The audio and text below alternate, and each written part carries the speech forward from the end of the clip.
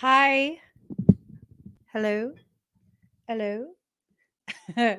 Welcome to my channel. My name is Emmy from Emmy Evolving. If this is your first time joining me, thank you for finding me. If this is not your first time, thank you for coming back.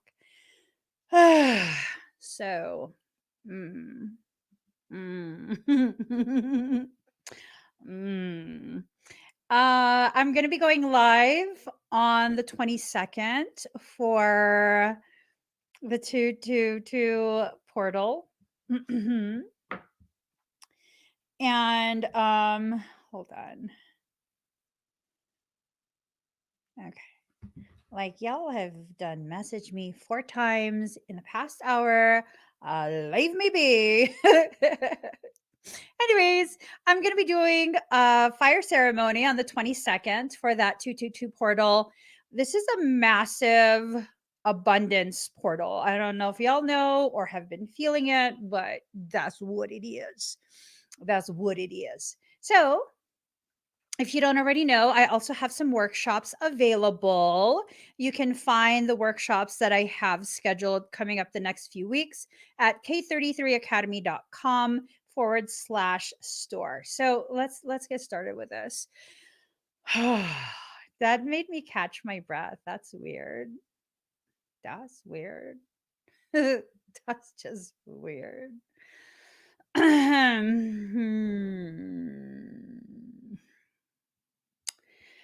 Woo. Okay. So I asked what this reading was going to be about, and what I heard is your depth is irresistible. I don't know. I'm just going to start the reading, is what I'm going to do. This is what I'm going to do. All right. So let me just. Ooh, why did I look down? Hot diggity dang it. It's okay. It's okay. It's all right. It's all right. It's going to be all right. Let's just go ahead and do this. Okay. So your depth is irresistible, right? So this is someone who is seeing I guess you could say the actual gravity of you, and they like it. They like it. They do. They can't deny it.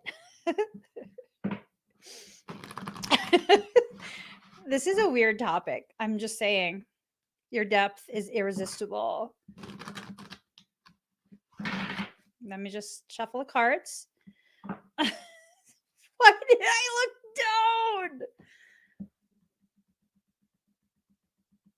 down? Okay. It's going to be fine.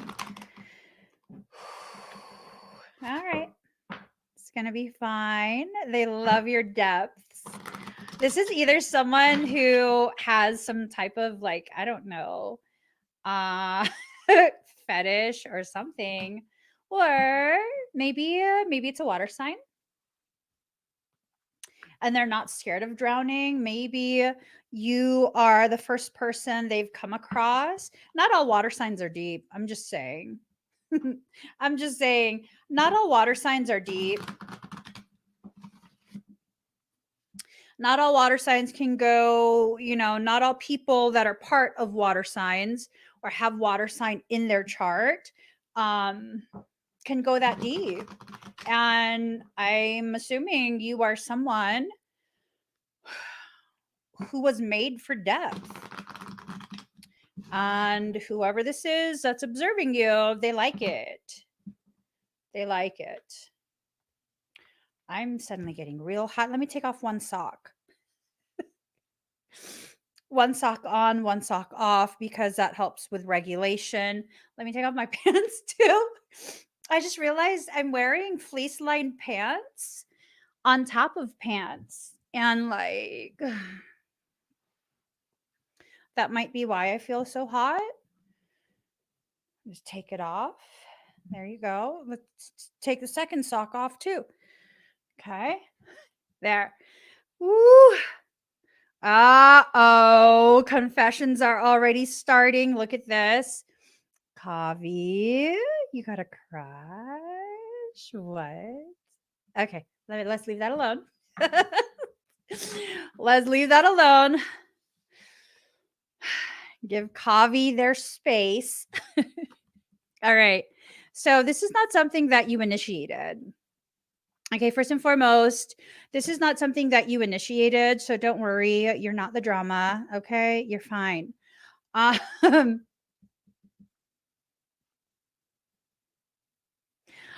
Michael just reminded me. Um, Michael reminded me that earlier I was talking to myself and I said I was going to start doing a disclaimer so bitch ass people can just calm the fuck down. So, disclaimer, I have a cap moon. I'm rude as fuck sometimes, but I promise you the Pisces in me sprinkles it with sweetness. Secondly, I have ADHD, and so random ass shit comes out of my mouth. But I promise you, if you're intelligente, you'll understand that the random shit that comes out of my mouth, it's actually not random. It's actually a nuanced message from soul. So if you don't know, that's too bad. And I cackle laugh. People don't like that. I don't give a fuck. So, getting back to this, and I'm not a tarot card reader. I need the cards to focus my squirrel ass brain. That's the last of the disclaimer. So, look, fulfillment in reverse. Something happened. So okay, something was initiated and something happened to interfere with that. You know what I'm saying? Something happened to interfere with that. So it didn't come to full fruition. It did, but then it was halted. I don't know what any of this means. I don't know. Something happened. Something started and then something happened. And then, the shit, let's just keep going. Ooh, it's being brought back. Is being brought back. This time, whatever's going to be initiated, it's going to prosper. Right? Whatever's being initiated is going to prosper. And you need to kind of just really be on board with whatever this is. Did I just say that? You got to be on board? Like what? What is this? I don't know what it is. Well, you might not know what it is either because remembrance in reverse. So I guess over the next few, I was going to say weeks and I heard days. Over the next few days, you're going to be reminded as to what this is and how this plays out or how this applies to you. Okay.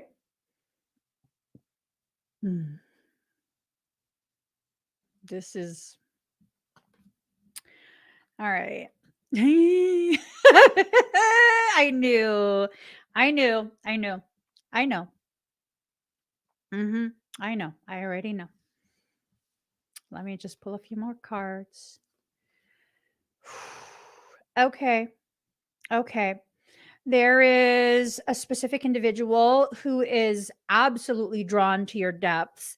They've become so dedicated in their daily considerations of how to approach, how to address this. I don't know. I guess it's as uncomfortable for you as it is for them. So this is not something that whoever this is for you, they're not taking this lightly. They're being extremely intense about this. You know what I'm saying? They're being extremely intense about this. Yeah. Very intense.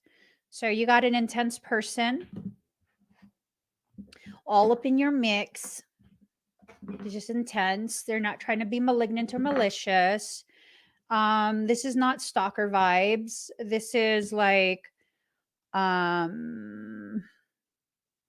it's almost like a sense of this individual has they have you on the brain, like you live there.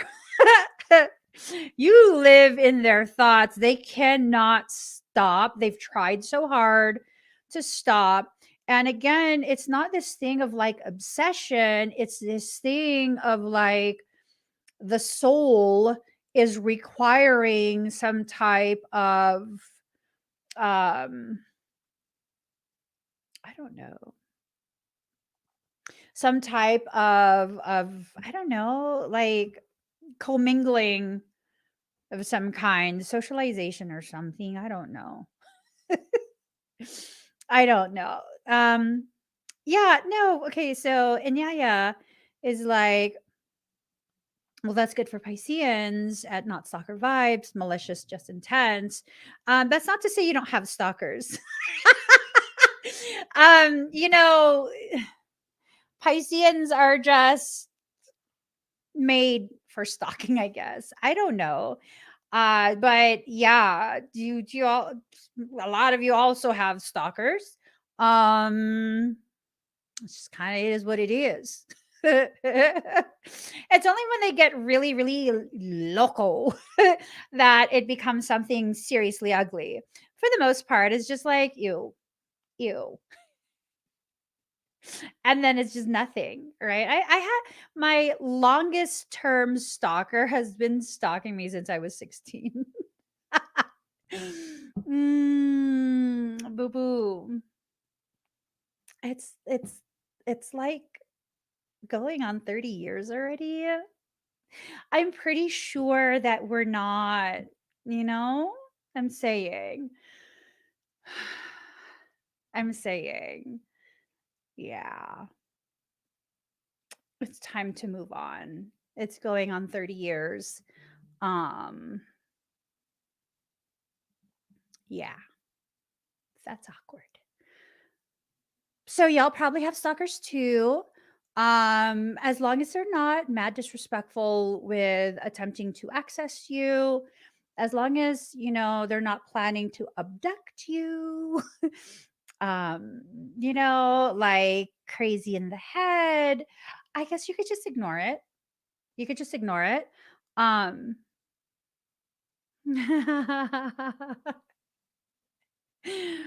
Oh. I don't want to talk about that publicly. um,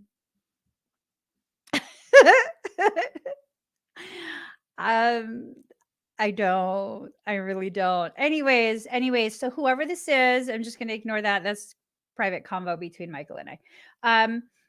This is someone who's very much dedicated a large portion of their day to day trying so hard to not be disruptive towards you, to not interfere with whatever process you're in.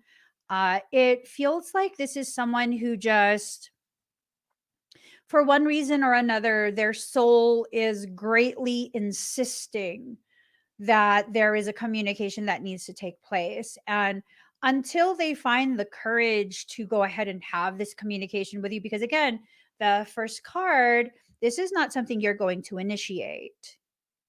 This is not something that you are going to initiate. This is something that I guess your cross watcher, if there is a cross watcher, they're going to have to find it within themselves to initiate a healthy conversation.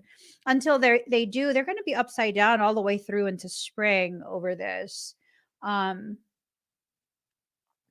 the general sense that I get is that this is someone who actually can be just as cold as I am. This is someone who can absolutely mirror.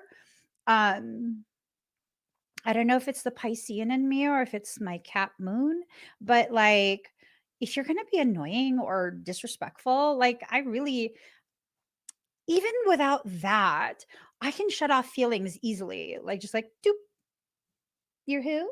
I don't remember you. I don't know you. Yeah. So, this person seems to be like that as well, where they have the capacity to absolutely just shut down feelings, but for some reason, whew, they just can't with you. And I think maybe the communication that's needing to take place, at least on their side, has more to do with trying to understand exactly what you're supposed to be in their journey, because probably to date, you the only mofo they can't like shut out like that. That's so sad. That's unfortunate. um I know that was petty, right? I'm good at petty. don't make me don't make me choke on my tea.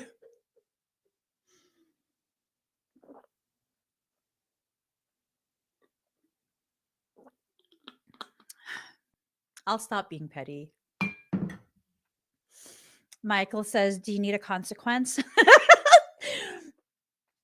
He's asking me if I need a consequence for my petty behavior. No, I don't. I can behave myself. I'm saying I don't need a consequence. Okay.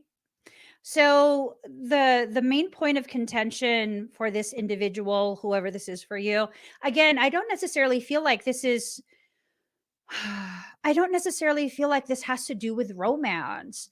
I feel like this is some really deep soul-based something. Um Someone's like, what does she mean by if I fucking knew what I meant by something, I would use those words. I'm articulate, pompous sometimes. I don't know what it means. They're like something. They're tripping off this. You know what I'm saying? They are tripping off of this. They are tripping off the fact that they're tripping. Like, sit down so you stop tripping. They're tripping. They are tripping. Because you're deep. You're deep and you seem unbothered. You know, girl, am I still frozen? You're deep, right? You're like super deep. And because of that depth, like they, you know what it is. They know how to play games with people, but they can't play it with you. And it's really driving them nuts because you legit are so unbothered. Um, I don't know. The only thing I can think of is a quote by Genghis Khan. Michael says, "Do not read that quote." What? Why can't I read the quote? It's a good quote. It's a good one. I'm going to read it. You can take that consequence and shove it up both our asses. I'm reading the quote. I love this quote. I am the punishment of God. If you had not committed great sins, God would not have sent a punishment like me upon you. I'm just saying, it's a good quote. I don't know if it applies, but it's a good quote. So they're tripping, hardcore tripping. They're tripping because they're tripping and they don't know why. I'll tell you why.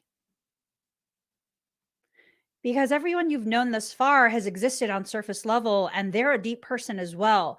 They didn't realize how deep you are because you really hella good at playing superficial. Ooh. Ooh, ooh. Miscalculations. They miscalculated. So now they're going to have to consider the ways in which they're going to have to dance around this boundary that apparently exists. They need to overcome that boundary without disrespecting the boundary.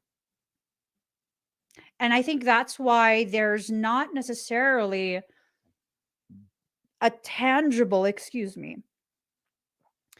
an easily felt romantic component to this. Maybe they do desire some type of romance with you at some point, But the approach, like as of right now, romance is the furthest thing from their mind. They're just trying to survive the thoughts of you. Oh, damn. Oh, damn.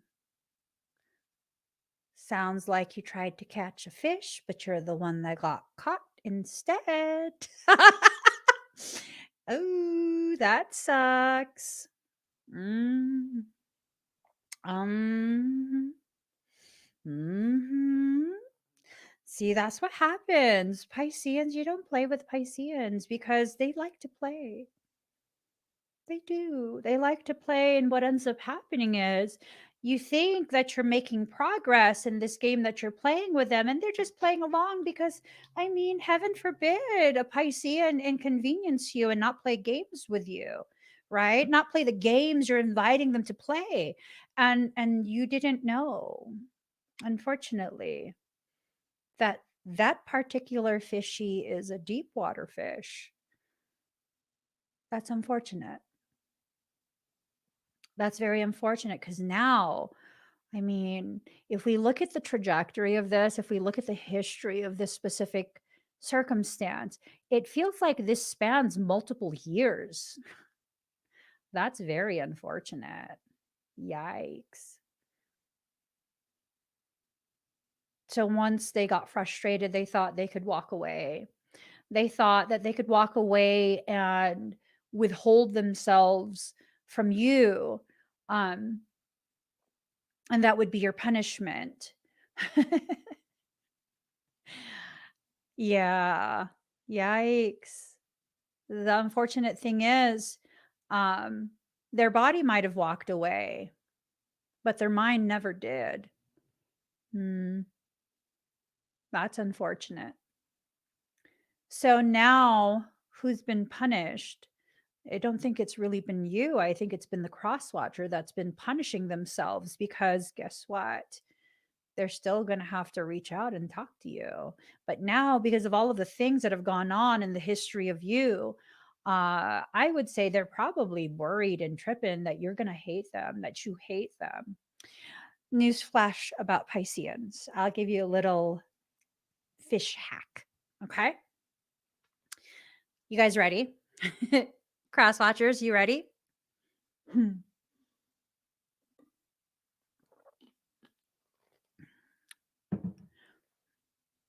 If a Piscean doesn't like you, depends on how much they don't like you. You'd never know. They'll still play along. But here's the thing, depending on what else is in their chart, if they don't like you, you'll never be able to access them again, not even to say sorry.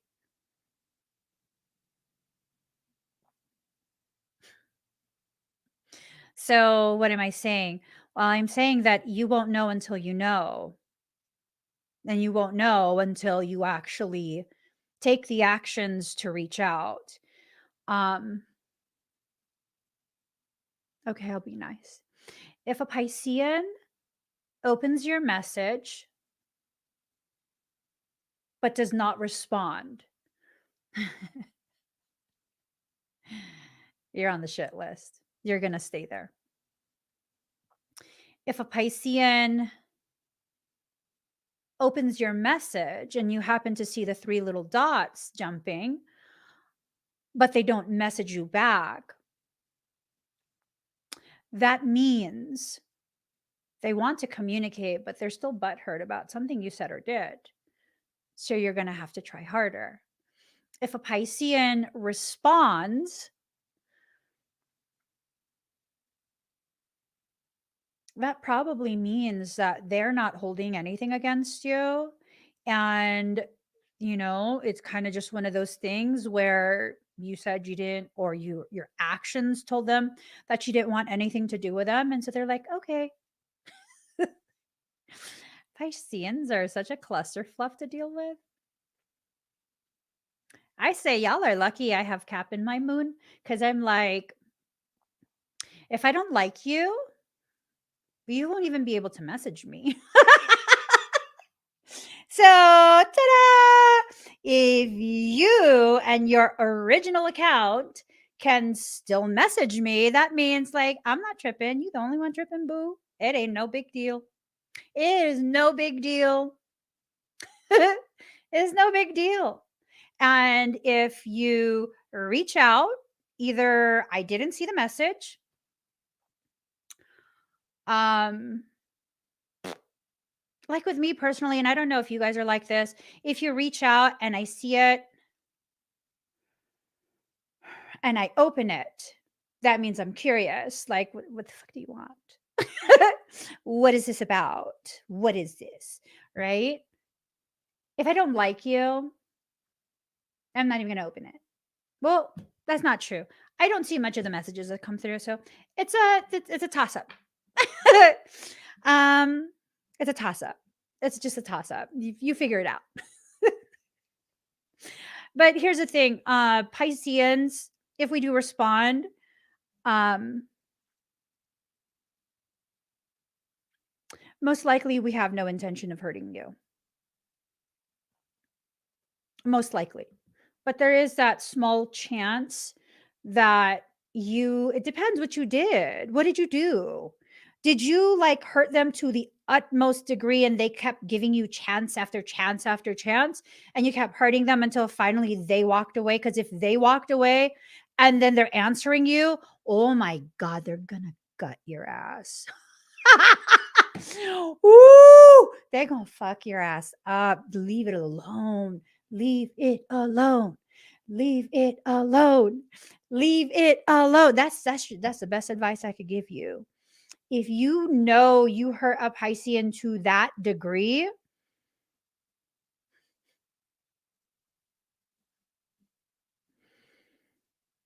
that's gonna end badly for you. Because Pisceans have this way of like making you feel like you're like your sins have been absolved. I mean, I'm not that type of Piscean, but I've seen it.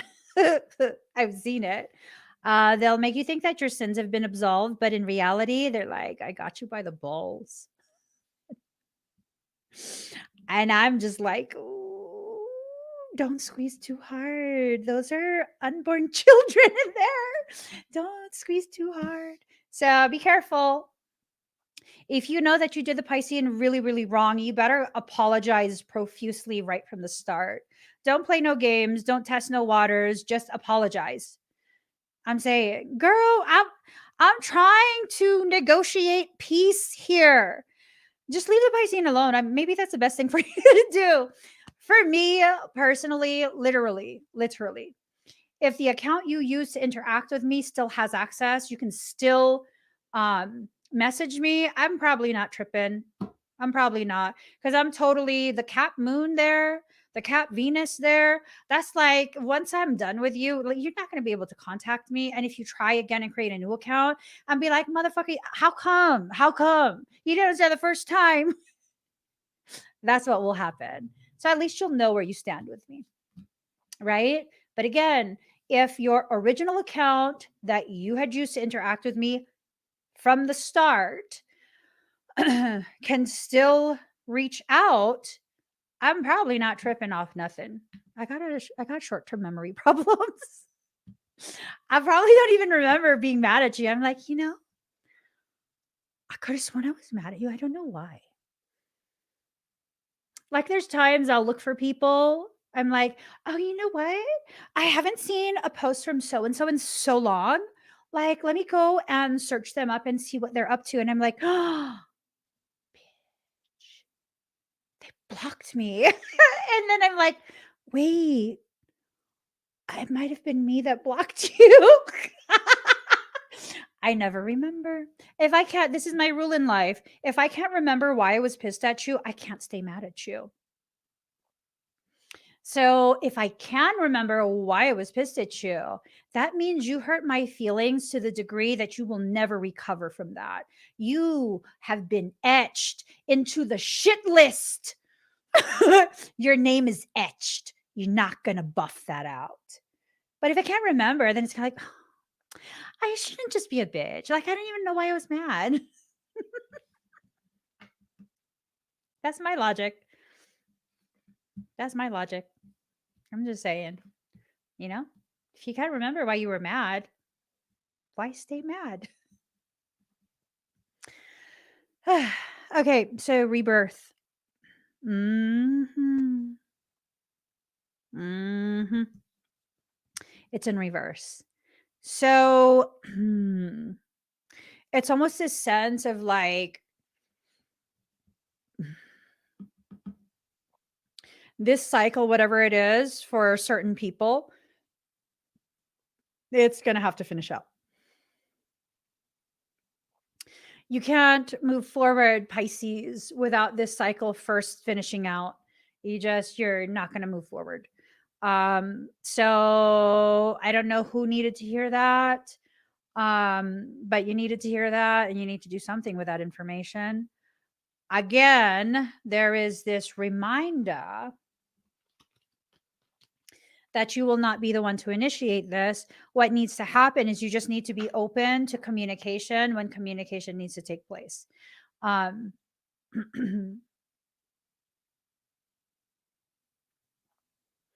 word to the wise. Ew, why do I have a pimple? Bitch, got a pimple. That's just offensive because my hair touched me. Fucking don't touch my face, hair. Why did you do that? I don't have any cream here. I'm not compatible with pimples. I don't like that shit. I mean, it's fine if y'all have pimples. That's your body. On mine, that's not okay. You didn't even give me no warning. Oh, I did think about it yesterday. I had hairspray in my hair. Okay. Fuck. I knew I shouldn't have sprayed anything in my hair. Anyways, death card. So if you want this to end, right? Well, no, that's not the right message. This will end in its proper time. For some of you, it will end rather quickly once you're able to have the communication that's necessary, right? For others of you, this is going to be an entire lifetime um, of these cycles, that ebb and flow of these cycles where the two of you will come together, have communication, and then you'll drift apart and you'll come together and drift apart, just like the ocean kissing the shore, right? That's a beautiful way to see it. What matters now is the intention that's being set. There is an intention that needs to be set. That intention needs to be something with integrity. Uh-huh. Ladies, you can't use magic to undo this. I'm feeling very singled out right now.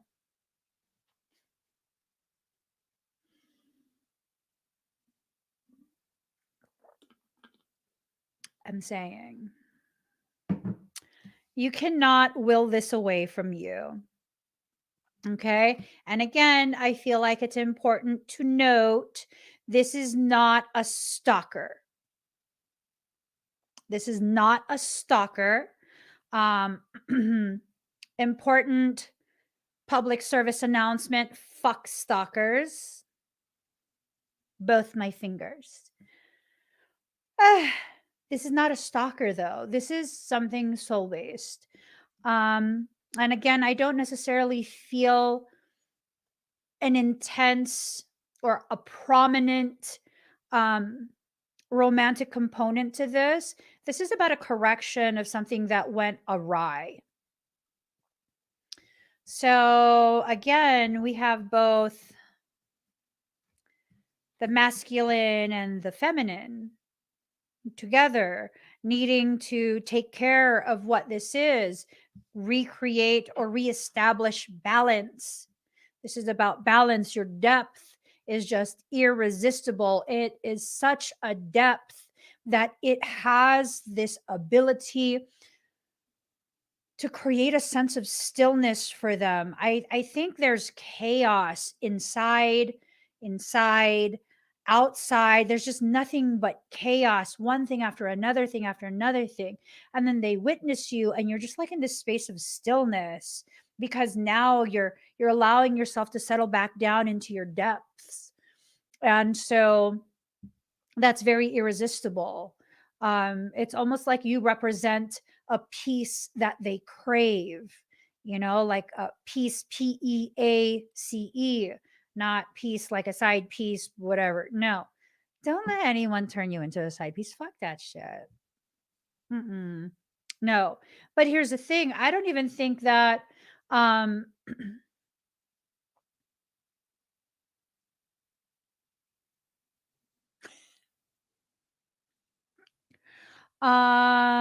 this is not someone who's in a relationship. This is someone that is single. Uh-oh. Those are the brakes. Those are the brakes. Michael, what the fuck is this? What is this? Seriously, tell me, what is this reading about?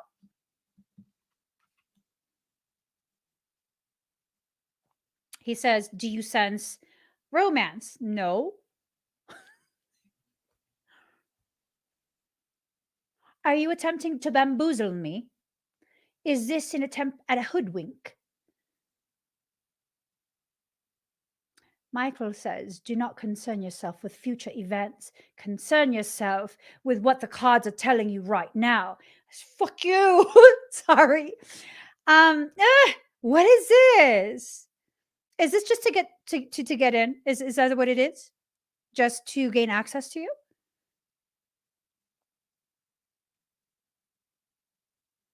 He said, I'm being a brat. That's not new. Really, I want to know, what is this about? If you don't tell me, I'll follow the strings. Do you want me to follow strings? That's cheating? No, it's not. It's me seeking answers for questions I'm asking you and you're refusing to answer me.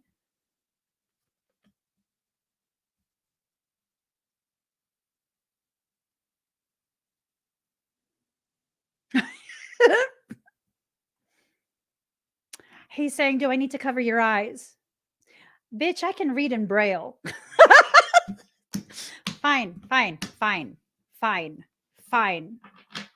Uno. Fine. You make my head itch.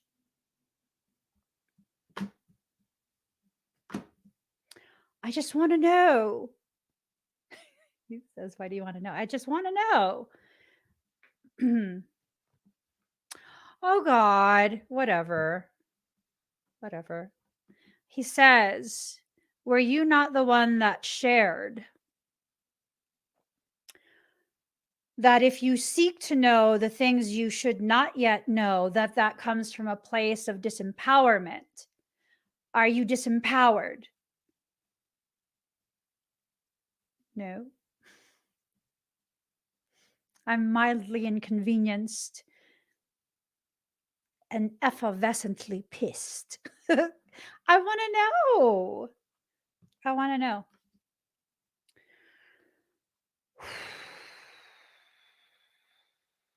Okay, so I'll leave it alone. Michael says, you can know if you want, follow the strings if you want. There will be consequences. I'm sick of your consequences.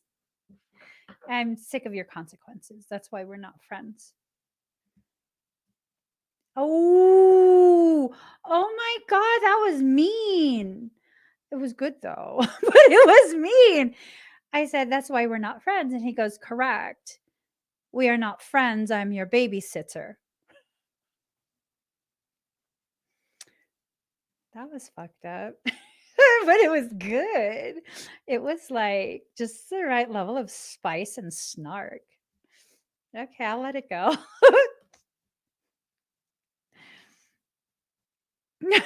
He said I miss.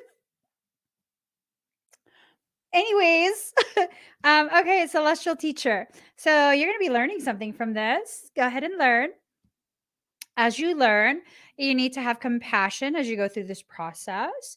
You need to allow for the balance to remain. Don't disturb that balance by seeking things that you don't need in this moment, right? Right. So, this whole process has been very taxing. It's caused some dullness. It's caused some ancient fears to rise back up for the cross watcher or for the empath. For who? He says for both. For both, right? Okay. Your intuition will not be allowed to interfere. Do not touch my face. I just saw his hand go like, I already have a zit here. Don't touch my face.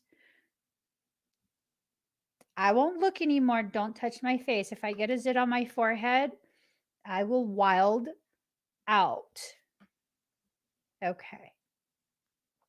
So you're not going to be allowed to see things in advance. You're not going to be allowed to do that thing you do, is what he said. You're not going to be allowed to do that thing you do where you, inappropriately use your gifts to access future events so that you can interfere with them and not allow them to happen. So I don't know who of you do this, but Michael says you should stop.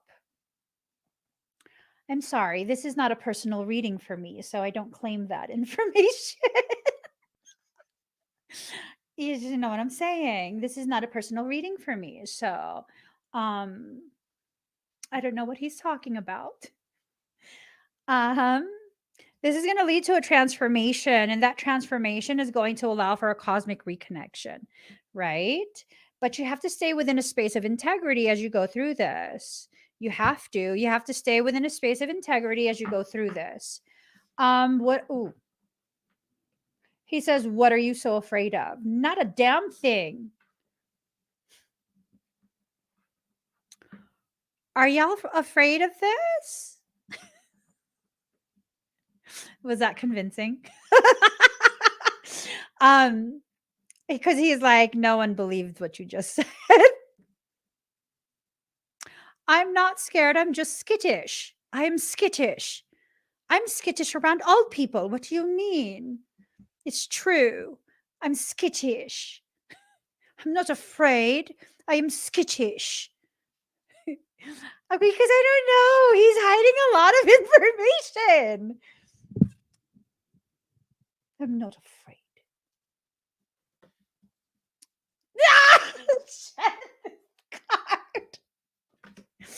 Okay, so okay. Okay. Interesting. Ooh, okay.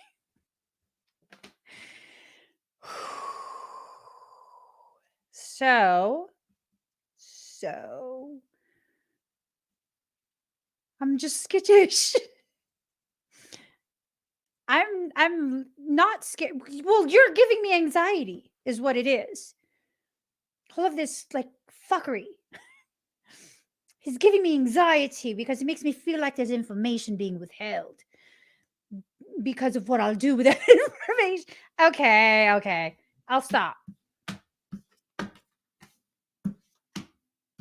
All right. So here we go. Karma 52, twin ray healing. There's healing that's needing to take place. That healing cannot be sabotaged by the self. Okay. So that's why information is being withheld, because you're a little saboteur. I'm not. Only for certain things.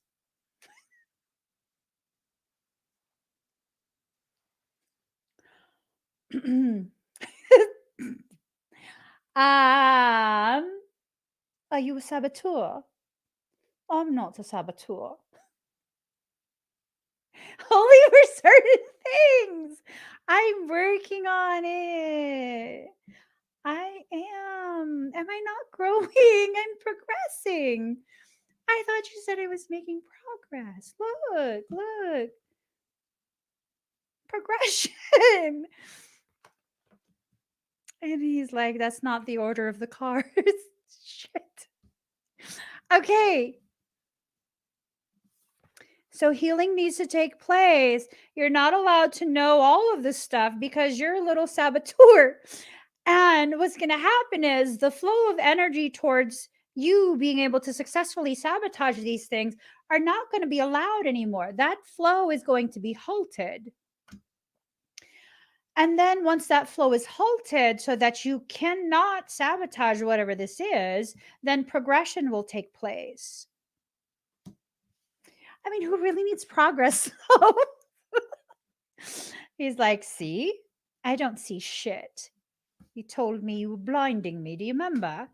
You don't remember? You were blinding me. Right. You were halting the flow to my third eye so that I could not sabotage things. Right. So, no, I do not see shit. I don't see anything. Literally, it's all black right now because my babysitter has blinded me. I literally, he's blinded me. If I get attacked, it's going to be on you. I will not defend myself. I will let whatever attack me. It will be your fault. He says, are you serious? Of course, I'm serious. You know I don't give a fuck like that. Okay. Newsflash for the person who was like, oh, this is it.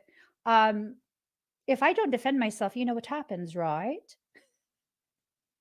Don't be dumb. I'm not going to be left defenseless. Even if I don't defend myself, what will happen is either my twin Ray or Michael will fuck your ass up. That's why I don't care, because I'm never left defenseless. That's not how it works. I'm just not going to cooperate, but they still will defend me. Regardless of my behavior, they will defend me. So, unless you want to get fucked up, I mean, that's up to you. You're getting fucked up tonight. Say it. There's a song for everything. So,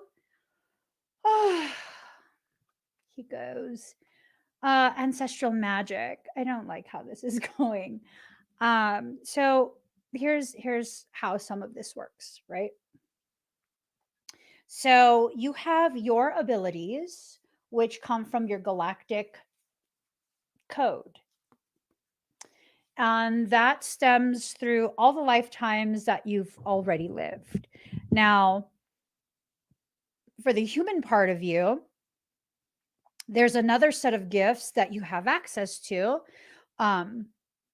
And those set of gifts come from your ancestors in this lifetime, right? So you have two bags to choose from. Now, what Michael is saying is not only are your galactic gifts going to be what? Oh. Not only will your galactic gifts be inaccessible to you while you attempt to intentionally sabotage this healing potentiality, your ancestral gifts will also be withheld, so that you cannot be a little saboteur. That's fine. I don't know about for you guys, but for me, that's fine. Yes, you still have to protect me. That's fine. So all of this is going to go ahead and trigger a metamorphosis. It's going to change the way you see everything. It's going to change the way you see literally everything. Okay. This is going to be pushed through. You have no say in it. Oh my God.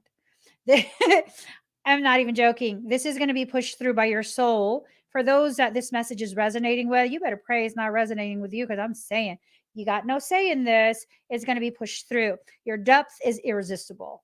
And because you're at such a depth right now, you are very close to tapping into potentialities that are not normally accessible to you. So that means you're not going to be allowed to stop this, because this is the very thing that's going to tip the scale just a hair, that it creates a moment of critical mass where your compliance just slides all the way through, and whatever potentialities that this will lead to, and I feel like it's really good potentialities, it's going to be pushed through. It's going to happen for you. It's going to work. But this is the component that's necessary in order for this to work. Okay, fine. I will not hurriedly block anybody. Because that was the only option left to me. I was like, once this live stream is done, I don't need no magic. I have intelligence of the humankind. All I got to do is block motherfuckers. No, I won't block anyone.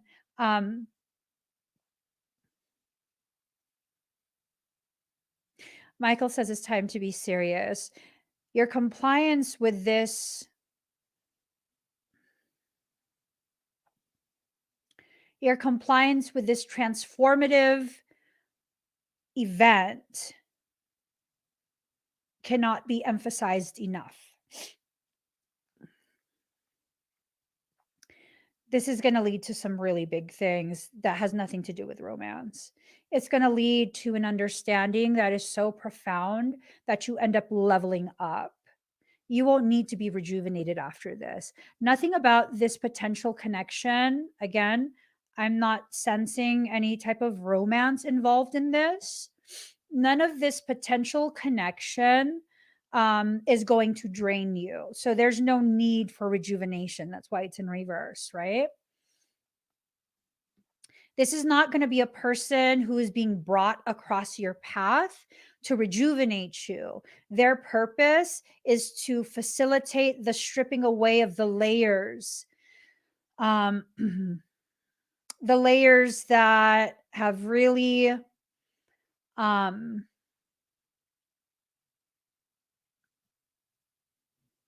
really been just oof.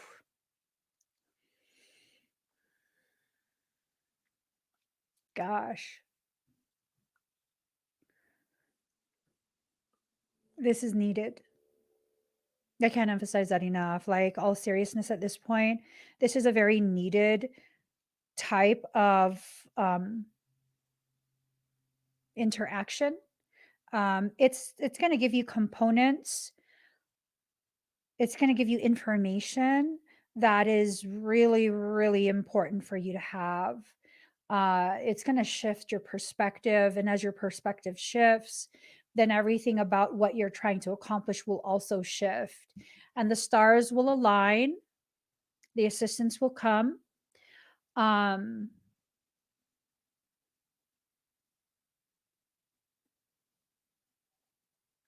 stars will align and the assistance will come. This is going to be very soon if it's going to happen.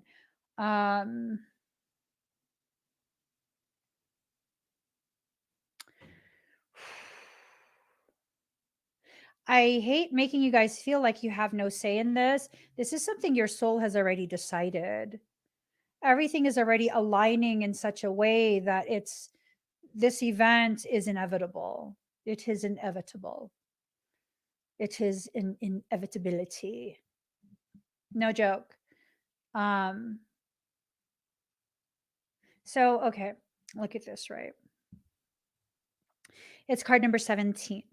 So I used to work security, and my badge was number 17. If you wanted shit done, you get on the radio and you're like, hey, 17, what's your 20? I will tell you where I am. And then you will tell me what type of call has come in and what I need to handle. But I'm getting it done.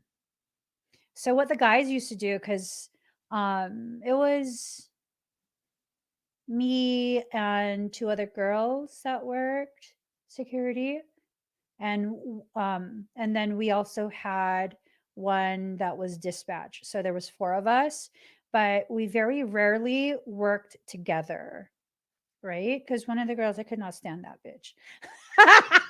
I couldn't stand her. She couldn't stand me either. Yeah, we did the fakey thing, like, hey, hi, how are you? Um, yeah. Yeah. Anyways. hmm Anyways, so I usually was the only female that was working, and I see that number and it brings me back to that time when I worked security, because literally it didn't matter if I was complete other side of the mall. If they needed to kick someone out of the mall, they would get me to go over there and be the one to kick them out, because the guys thought it was hilarious because I was spicy AF. I remember one time there was this guy and he must have been like 6'6" or something like that. Y'all, I was up to legit his belly button. He was so big. And they had me come out there to kick him out. I was like, bro, you just leave. I mean, they're gonna call PD. It's gonna be an issue. Just leave. Who cares? You don't like him. He don't like you. Who cares? Just leave. Go. Save yourself the trouble. At which point he turned to me. At which point he turned, and mind you, I'm literally like up to his belly button, and he says, "Shut up, bitch." And I was like, "Oh, you done did it now, motherfucker. Now you have an issue with me." And then my uniform starts coming off because I'm like, "We gonna fight. Fuck you. We're gonna fight." And if I can't fight you right now because PD's coming, I get off at 10:30. I still remember. I was like, I get off at 10:30. I will come out of this exit. Wait for me. Wait for me. I'll fucking fight you. I don't give a shit. And he ended up going to jail. Not because of me, but because he had been doing something to one of my coworkers. But that was the thing, was that if you needed to get something done in a very fearless manner, um, you call me, because really, I'm not tripping. I'm not tripping. Like the other guys were tripping because they probably got picked on in high school. They were probably bullied. And that's why they were wanting, like, that was a segue into law enforcement for them. I didn't get picked on. I wasn't bullied and I wasn't scared because I have quite a few brothers. They were like into banging. I don't give a shit. You try and fuck with their sister. That's the wrongest decision. So I didn't care. But that's the thing. Your soul is channeling 17 energy. Your soul don't give a shit. It's like this is gonna be done. We're sick of your shit. We're sick of your shit. We're sick of your lack of compliance. We're sick of your spice. We're sick of your salt. We're sick of all that shit. We're pushing this through with or without your consent. This is being pushed through. Like magnesium oil. Y'all know what magnesium oil does to your peristalsis? It gets you real regular. And let me just tell you, your bowels don't care if it's inconvenient. You're going to be real regular. So, your higher self, again, is channeling that 17 energy, and it is just clearing space. None of your bullshit excuses are going to be allowed to stay. This is going to be pushed through. It's going to be pushed through. It's going to cause you to probably need to do some shadow work. That's okay. You can handle that. You can handle that. It's your shadow. There's a lot of really good stuff hidden in that shadow. So tap into that. Um, why do you want me to grab that deck?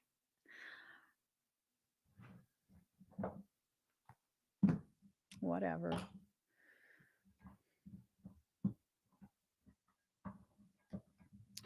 Whatever. Soul is being a total.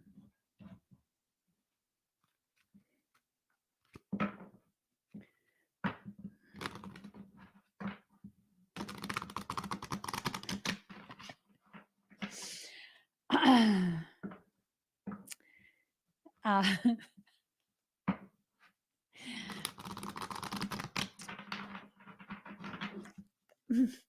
let me not.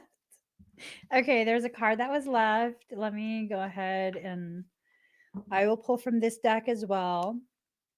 Right, village baby?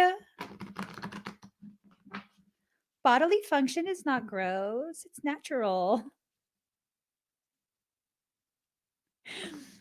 I mean, I don't know if this is a proper platform to talk about it, but it's natural. It's so natural. Like, I'm saying. Oh. Oh my God. Okay. We're going to be finished very soon. Here goes. Here goes. Yeah, I know. It was the way he said it. Pineapples, village baby, pineapples, pineapples. He says, this is a safe place, right? Pineapples, pineapples, pineapple. Oh my God. So I don't know if you guys have heard that set by Kevin Hart where he's sitting on the bar stool and like he's totally, swinging his feet around because he's a small guy. And I was cracking up. I was watching it while I was at the gym like a couple years back, and I was cracking up so hard. And then I moved to this other machine. It was like the leg extensions to work your quads, and I sat down on the machine, and then I looked down because my legs were swinging too.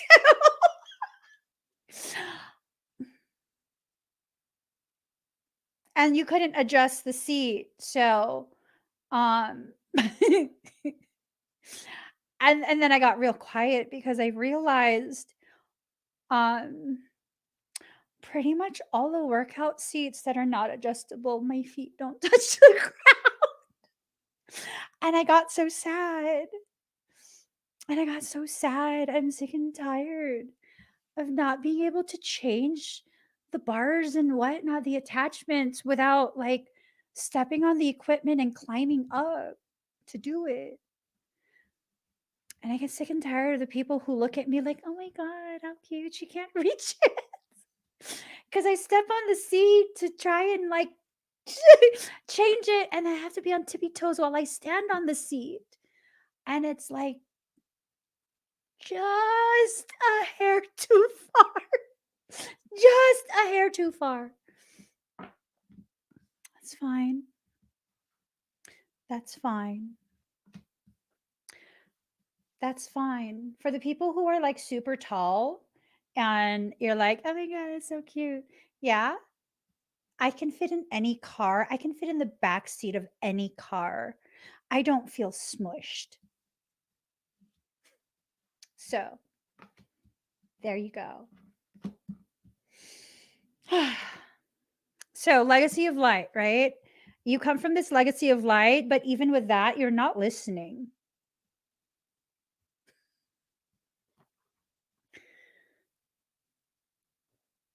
So, you come from this legacy of light, you're like this advanced being and, all of that. But with all of your advancedness, you don't listen. I am quoting Michael verbatim. Verbatim. Um, So I hope you're bendy, village baby. I saw you laughing. I'm pretty sure if you sit in the back seat, your knees are probably touching your nipples. Ha! Laugh at that. I hope you're bendy. Okay. So you're not listening. You know this already. You know that you don't listen very well. For most empaths, your heads are usually in the clouds somewhere. That's fine. But you kind of need to come back down a little bit because you're needed to bring something into form, or something is being brought into form. Some type of circumstance, some type of something. I don't know. I'm over this reading. I kind of just want to go have lunch, brunch, dunch. What is already with you? What? What does this mean?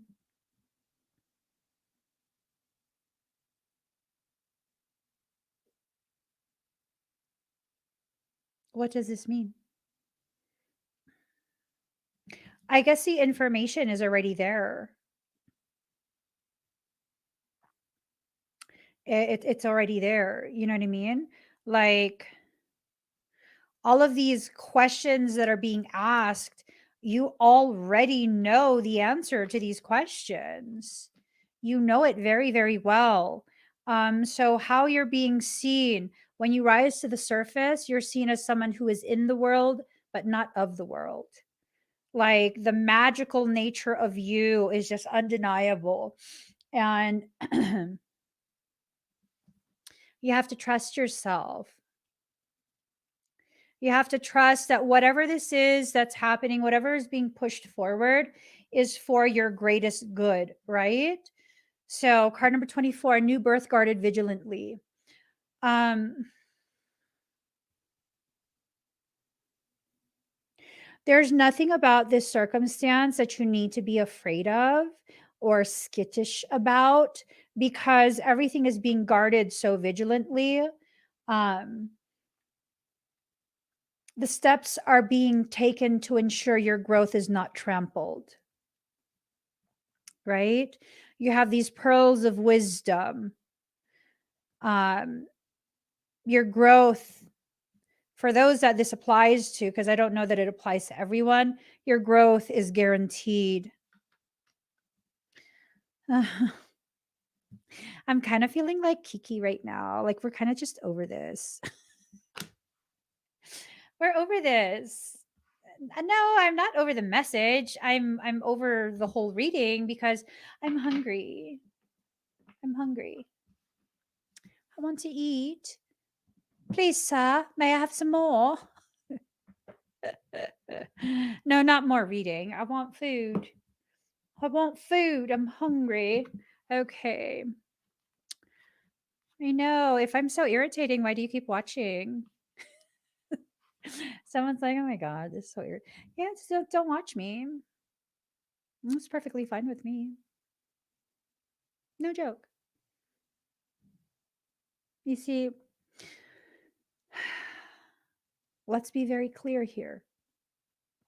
I can get these messages for myself, but can you, who is annoyed with me, get these messages to the same level of potency and accuracy from someone else?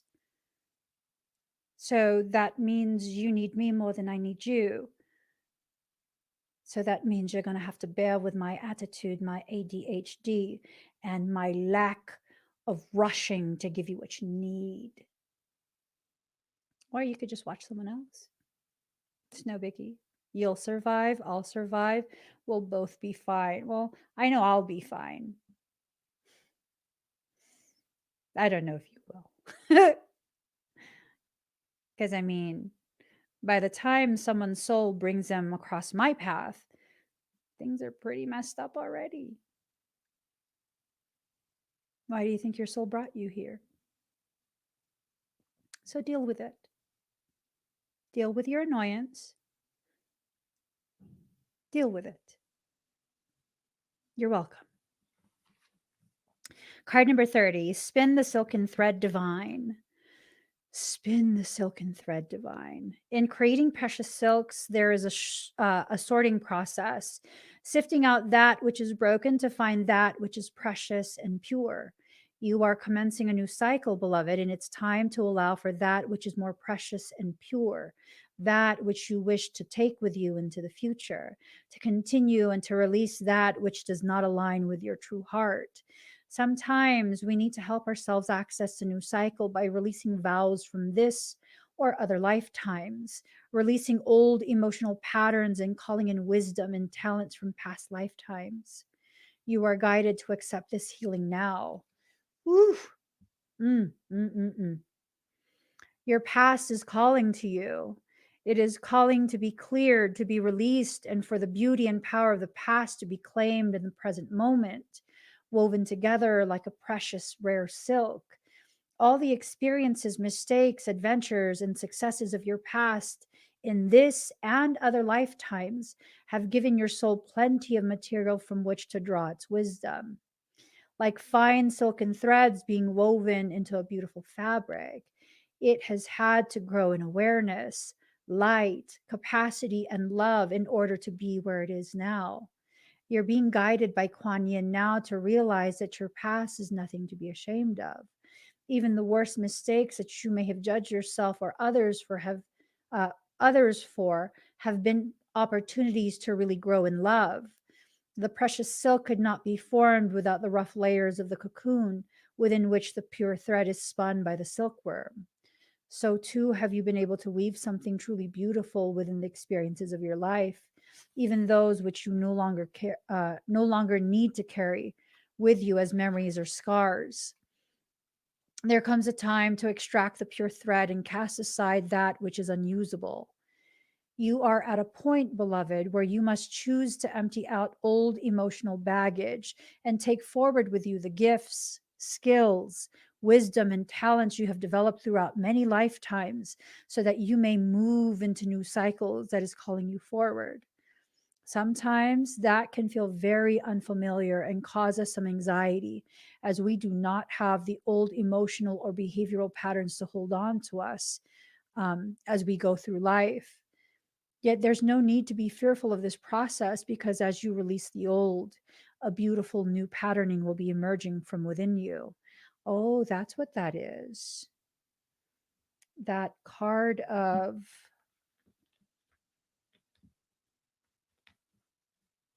what is already with you. It is a beautiful new patterning that's emerging.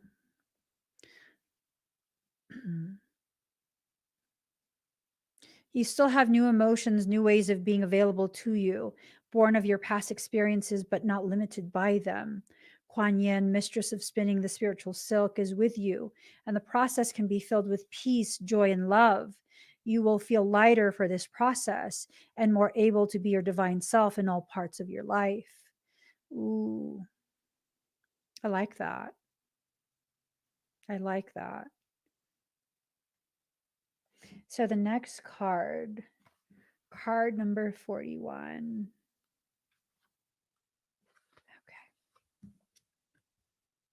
Mm-mm-mm.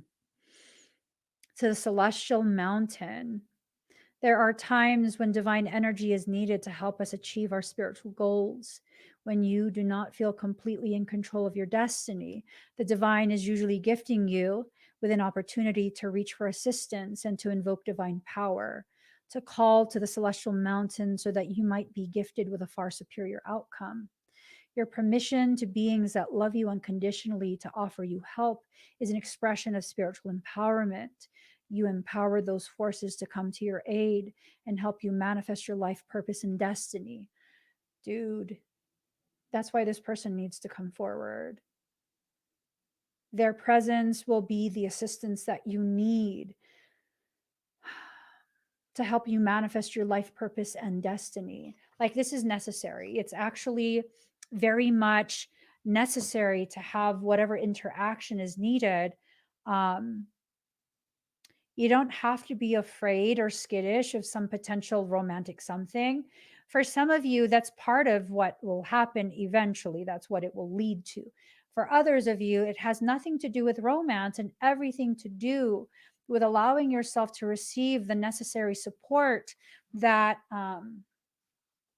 that your life is trying to bring to you. You want the next part of your journey to begin, right? You want that next part of what you need to accomplish. So let it. Let it happen. Don't try and dismiss it. Don't try and assume that it's just a repetition of some old toxic cycle.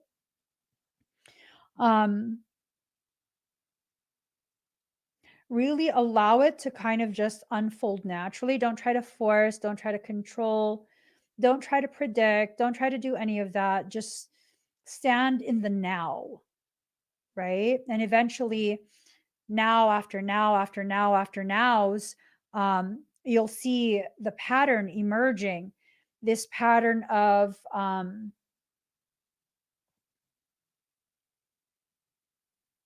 it's a sequencing that's taking place.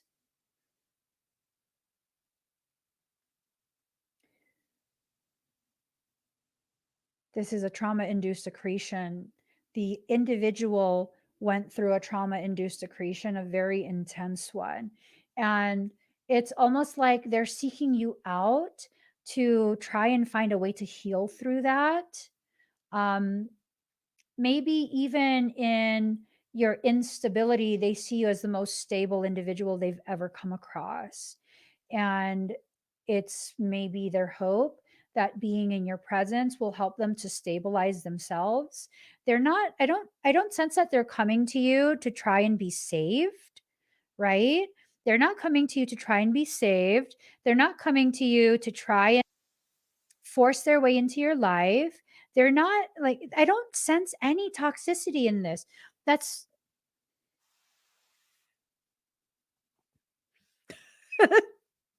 I said, I don't sense any toxicity in this. And I was going to repeat what Michael was saying. What he said was, that's why you're obnoxious right now. What do you mean right now? I'm obnoxious all the time. So, really, there's nothing to fear with this, right? And again, I want to remind people this is a general reading. So, I don't know who this applies to and who it does not apply to. You have to use elevations in your discernment to know what parts of this, if any parts of this, are meant to be for you. Okay. But the intense message that I'm getting, yes, it's a mutually beneficial connection. It is mutually beneficial. You both need this interaction because it's almost like you went through something in their absence, they went through something in your absence, and you guys went through different things. But what each of you went through is a component of what the other is trying to learn through right now. So this conversation probably seriously needs to take place. I'm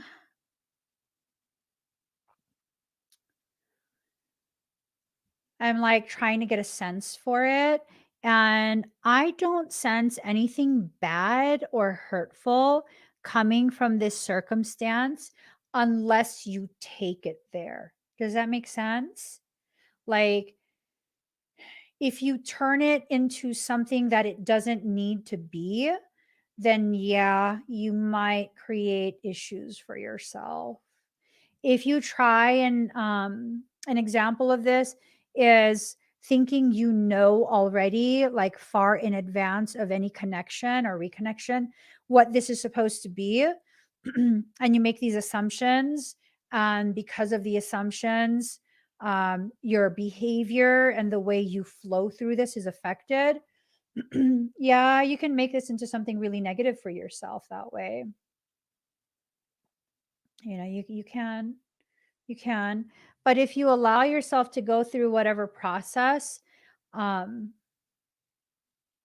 as your soul asks you to go through those processes, right? Not in advance of what your soul is inviting you to experience, but after your soul has invited you to. then I think it's going to be something really profound, like really, really, really profound. Did you know? I was having a conversation with Michael about this earlier on the way to the gym, and it was this thing of like, I'm not on the way to the gym, after the gym, on the way to the car place. Michael was like, did you realize that a lot of the ugliness that you've experienced stems from the void that's existed within you due to your refusal to allow any of that energy in? And I was like, yeah, I know.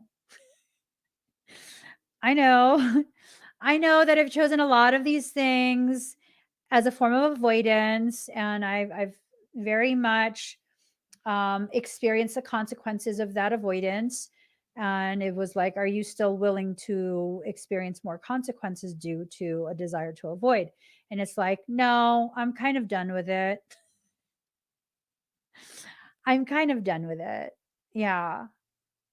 Yeah. I'm done with it. I'm done with avoidance. I'm done with a void existing within my field. Um, and to kind of just give you a better idea of what that means, when you have a void existing in your field, creation does not like voids. Um, it will always go out of its way to try and fill the void. It will allow other things to enter in there. So when people have a void, which most people have voids existing in their space, when a parasitic thing crosses your path, it tries to insert itself into that void. That's how you get breached. That's how you have pronounced parasitic circumstance. Yeah. So the last couple folks who have really created uncomfortable circumstance in my personal private life are people who have justified their absolutely disgusting behavior by way of claiming that I am their twin. I'm, you think I'm a mirror of you? No, I'm sorry. You miscalculated that. I'm definitely not a mirror of you. We are not twins. But these are individuals who have justified their really grotesque behaviors because of that belief that they are somehow my divine counterpart, like I belong to them, right? It's just obnoxious. It's obnoxious. And that's because I reject those twin type energies, twin type messages. I for a time, at this point I don't anymore. I'm kind of just like, it is what it is. I will be in compliance with it. I don't feel like I'm being forced. This is something I'm choosing at this point to kind of just allow the unfoldment of how things are supposed to unfold in my life, in every aspect of my life. And slowly but surely, that void is being filled. It's being filled. And so the prevalence of people creating just the most asinine as fuck drama for me behind the scenes because I'm their twin, it's greatly reducing. It is greatly reducing. So just kind of keep that in mind, when these voids exist within you because you don't want to hear what your soul is telling you. Yeah, I feel like a total hypocrite because I often don't want to hear, but you guys see how that plays out, right? You guys see how that's played out for me quite a few times. Quite a few times. I did that to myself, though. I'm not going to blame someone else. I'm going to be like, oh, I didn't know. I did know. I knew. I did it anyways because I was just like, F it. I don't care. And so I got what I got. I experienced what I experienced. And now I'm not willing to experience the unnecessary. And in order for me to get into a space of alignment where I'm only experiencing what is necessary, um, and because of that, reducing the amount of drama, um, I have to kind of just continue to select the things that I know I need to select because I know I need to experience that. This whole reading is letting you know that you've become blind and deaf in the depth you exist within. You haven't been allowing the messages to filter through. And so now someone is being supercharged to be drawn to you in that depth so they can be the delivery for your messages. There's nothing malignant about whoever this is. There's nothing malignant.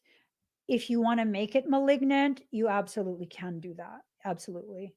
If you want to turn it into something that is drama filled and painful for you, you absolutely can do that.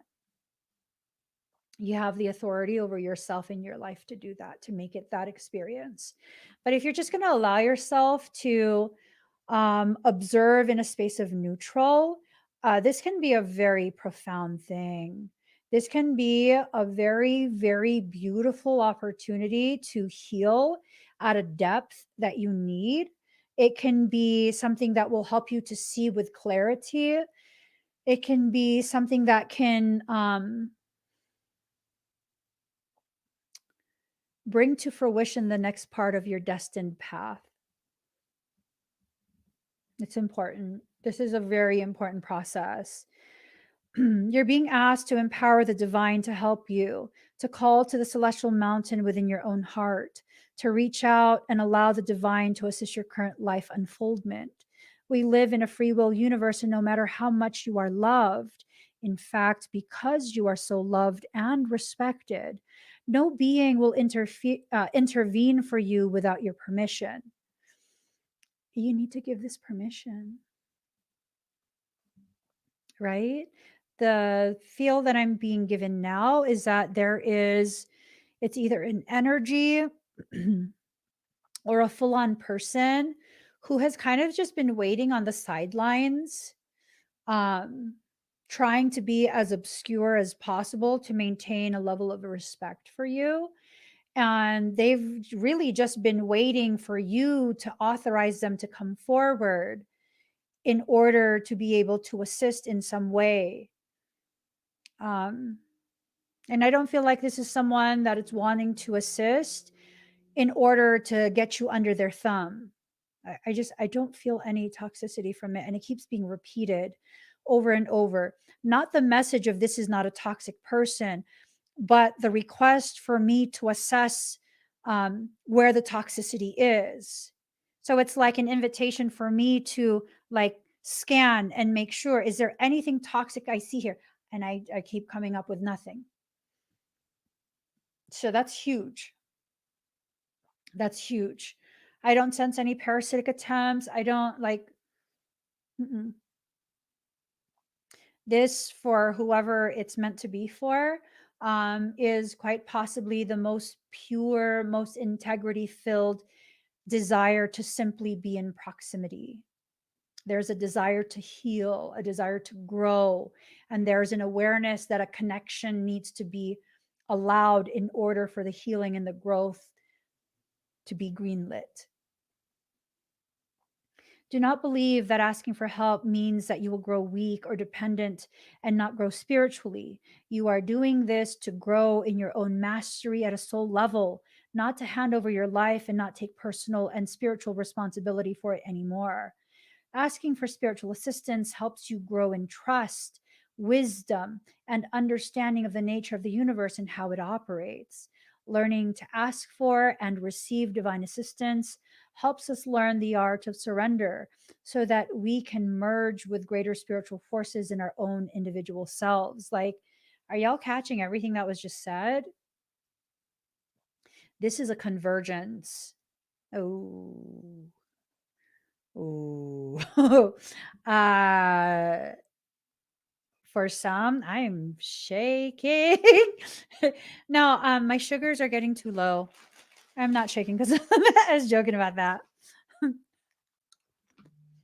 Mm,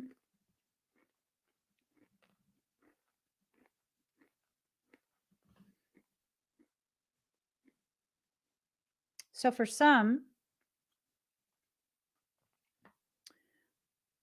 who are resonating with this message so deeply, mm,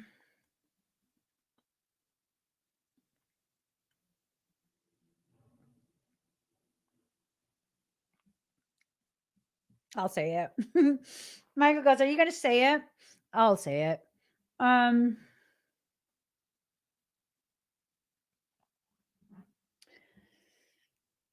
This is about a convergence. Convergence has to do with twin rays. It's a Pisces vesica. Hold on. I can't have figs, Melba. I love figs, so let me find it.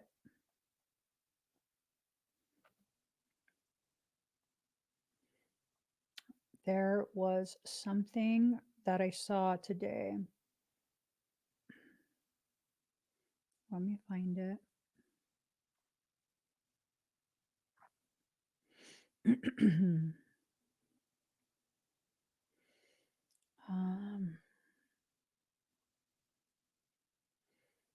It is here somewhere.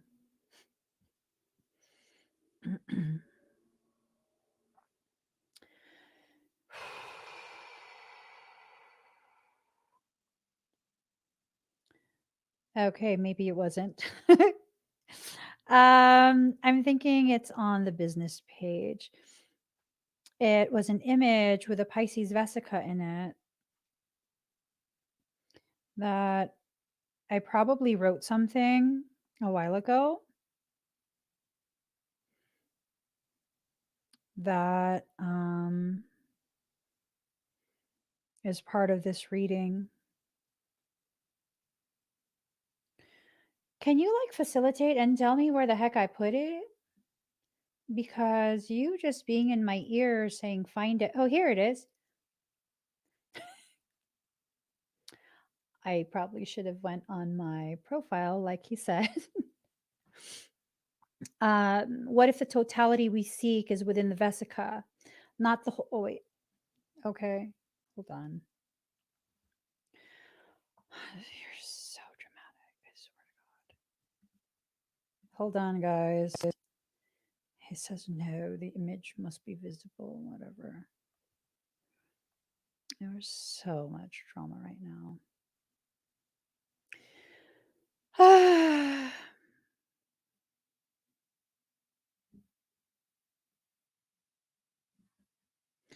I'm putting it on the screen.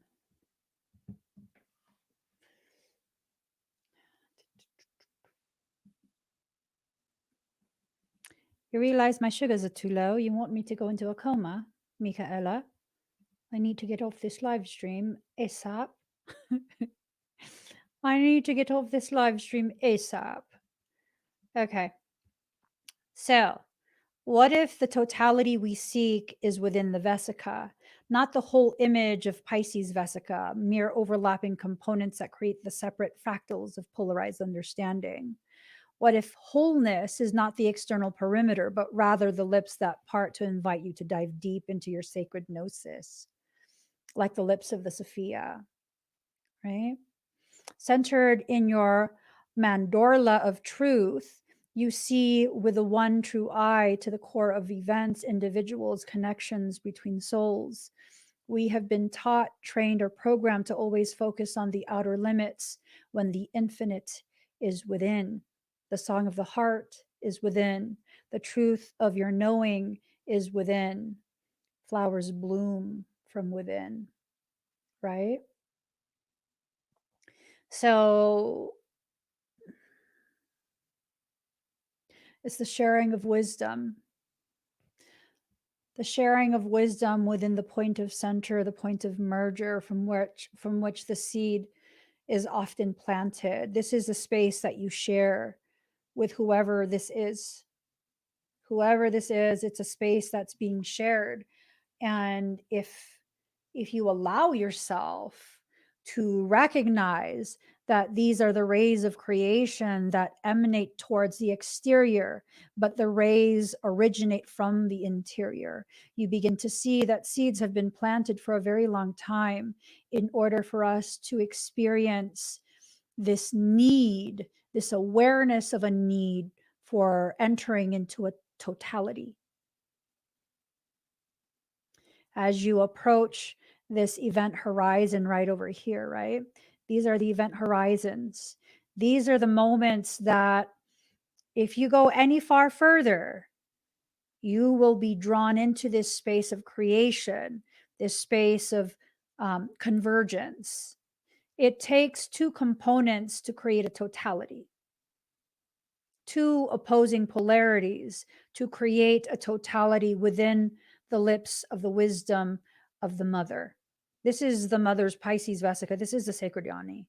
If you guys are not aware, if you look into fractal art, sacred geometry, those type of things, the Pisces Vesica, one circle, another circle, and this point of conjoinment, this point of convergence is where the lips part. This is where things are created. So you're being asked to create something seriously profound through conversation. And whatever it is that you will create, it's going to be something that will reverberate through you and the rest of creation. It's just, there's no way around it. There is no way around it. If you allow this to occur, then you will feel like, you know, you allowed it, right? You will feel like you have some type of control over yourself and your life. If you do not allow this to occur, then you will be dragged through it fighting. So, one last thing that I want to share.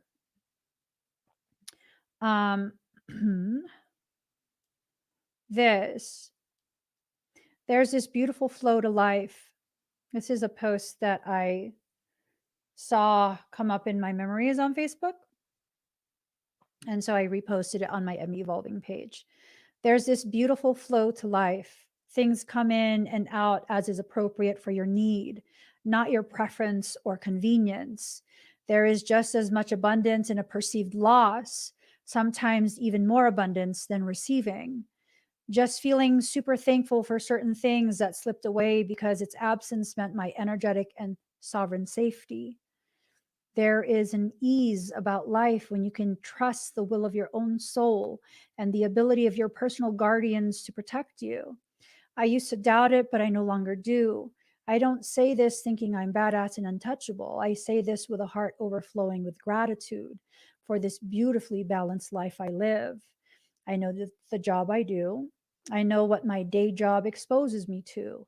I know the risks I take on behalf of other people. I am fully aware of what opposes me and the lengths it goes to interfere. I keep balance in my life by also knowing how so divinely protected and guided I truly am.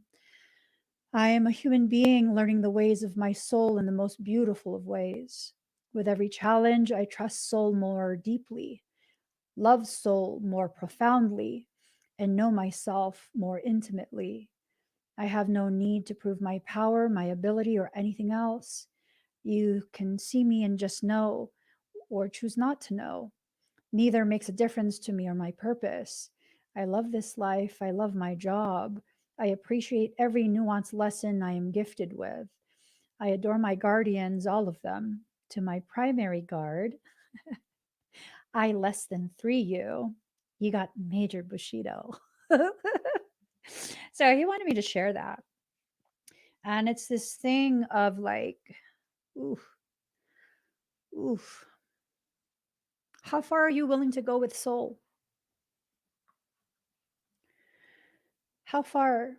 How far are you willing to go through this learning, through this process that soul is asking you ever so deeply to go through?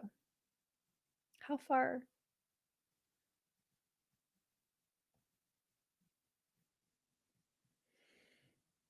I think what ends up happening is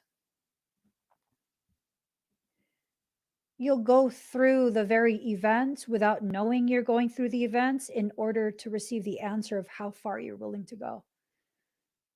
Or I can give you Cliff's Notes. Do you want me to tell you? You're willing to go all the way because there is no other way. You go all the way because you deserve completion. You deserve the totality. You deserve the experiencing of that totality. You go all the way.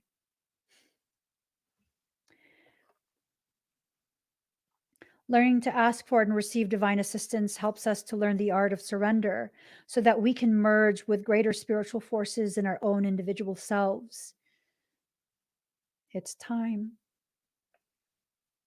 Something wonderful begins to happen. You will discover that your divine self is powerful. It is a powerful living expression of the source of the universe.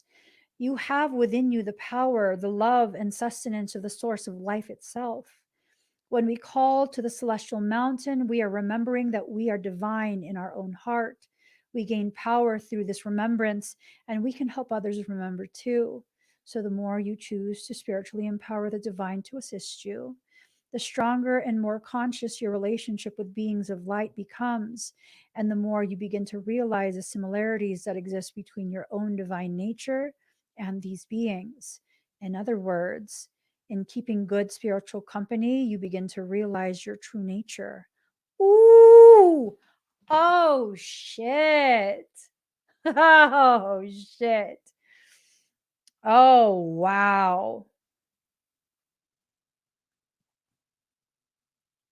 Ooh. It was only after I encountered a twin ray. I'd encountered several twin flames already. It was only after encountering a twin ray that I began to understand the gravity of the work that I do. Not because they told me about it, but because I witnessed it in my neutral observation of them.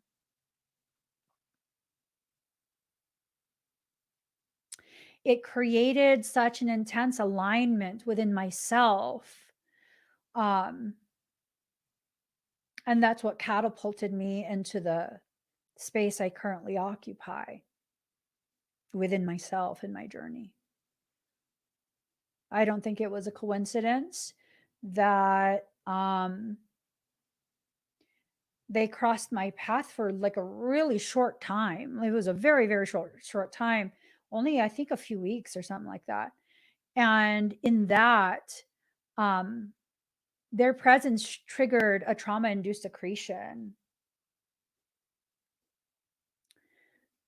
It triggered a very intense trauma induced accretion, not because there was conflict, but because the proximity gave me no choice but to allow the surge of energy that broke through barriers, these partitions that I carefully constructed to prevent me from seeing the gravity of who and what I am. It is not a coincidence that they happened to cross my path at the very time where I first was forced into live streaming. It was not a coincidence. So then it's this thing of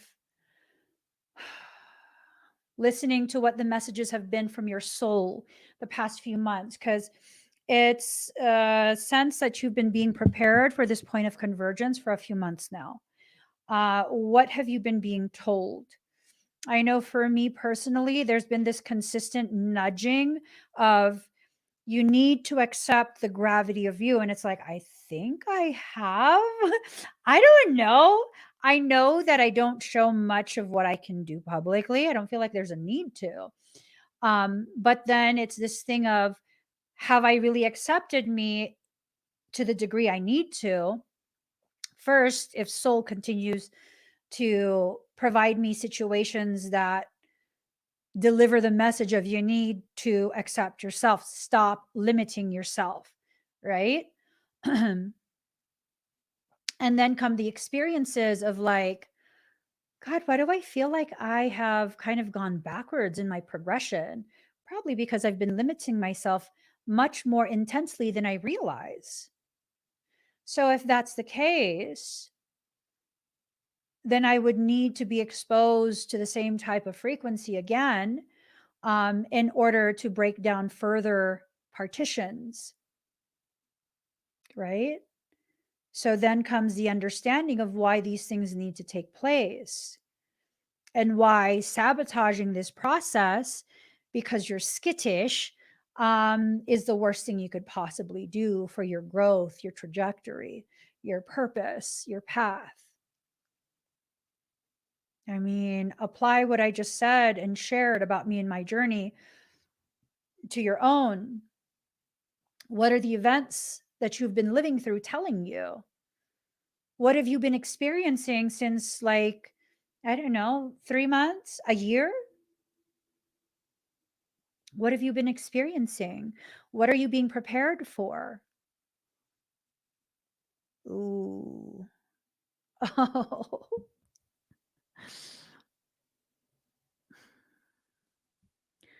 I think for some of you,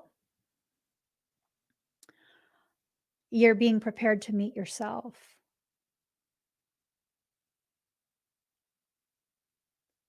Yourself existing outside of yourself. Someone, something that is a perfect mirror of all the parts of you you refuse to see. You got to be ready for that. You won't be able to look away. You will not be able to look away. This is something that will be, well, it's already been initiated by soul. It's going to continue to intensify until that point of merger occurs, that Pisces Vesica, that image, right? So it's like everything each component creates, you know, there's this concept where when you're in zero gravity, um, even small bursts of air. You've seen the movies of the astronauts, right? There's these little bursts of air and it causes them to be projected forwards. So everything they create, everything they go through, these two individuals, it takes them. Let me bring that picture back up. Oh, that's why I couldn't find it because I completely closed it. let me let me bring this up. Did I tell you guys I love to teach? I do. I love sharing information. It's ridiculous. I could just do this all day. I really could. I could just do this all day. All right. So we got the Pisces Vesica, right?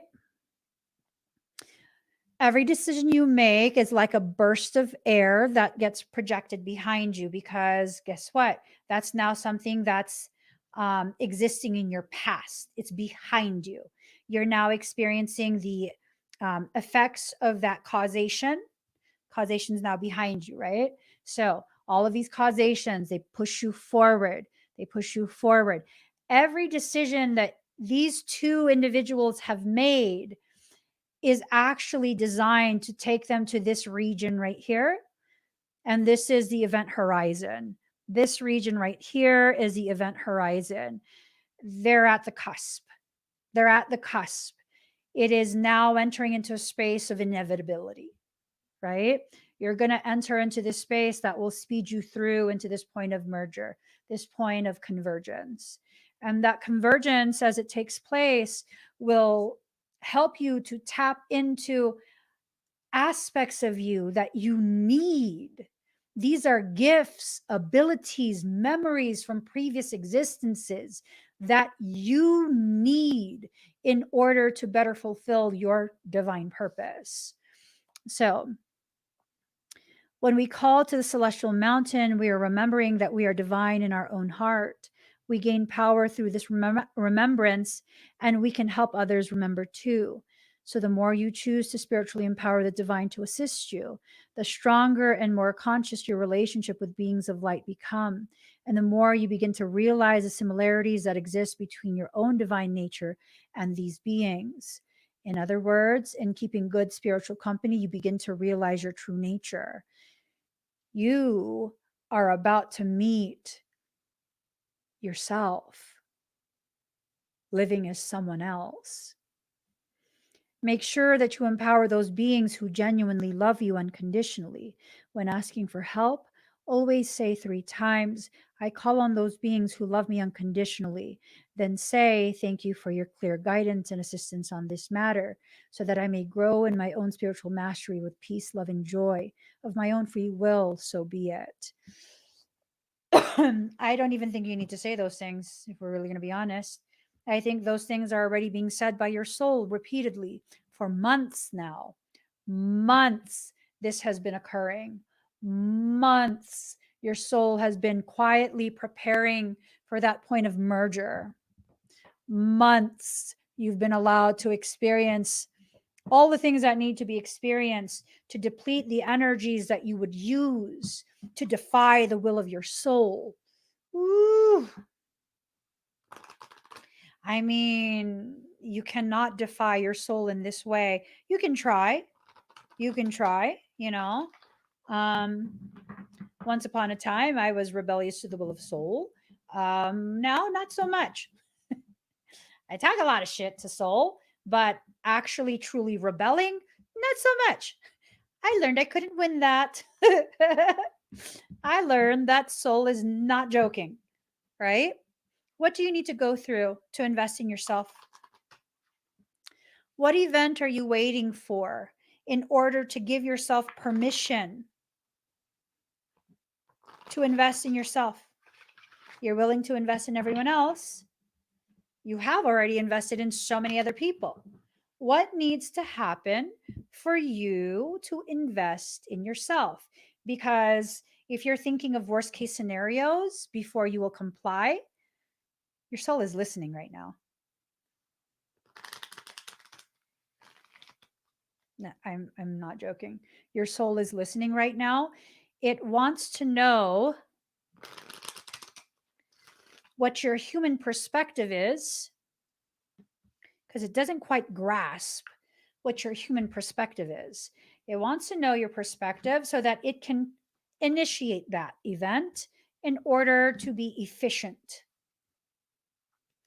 So,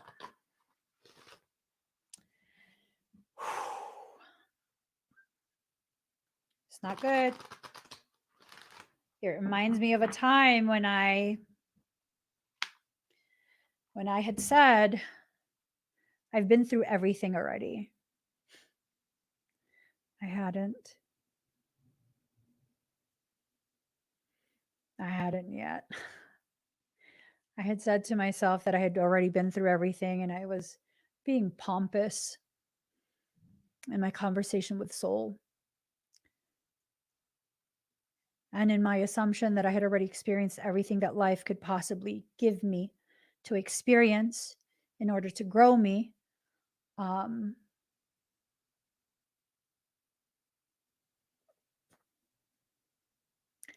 I hadn't yet experienced the devastation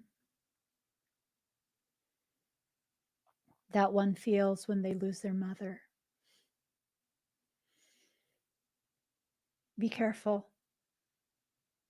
I'm not saying my soul harmed my mother. I'm saying my soul knew the trajectory of my life and the trajectory of my mother's. And there was a synergy that occurred,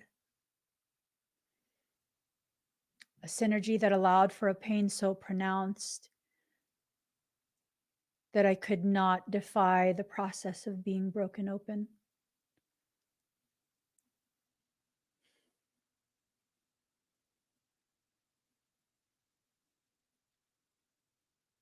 I had seen and known for quite some time. I saw her path. I saw her charts. I saw everything. She had intended to leave in September.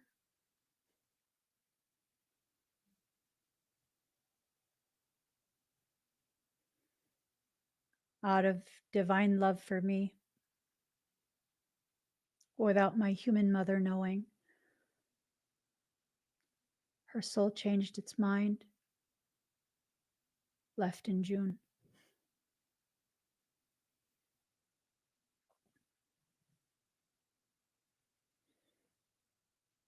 You cannot win when it's against your soul. Doesn't matter how advanced you are, how gifted you are. You cannot win when it's against your own soul. Your soul will always find a way to get you to comply.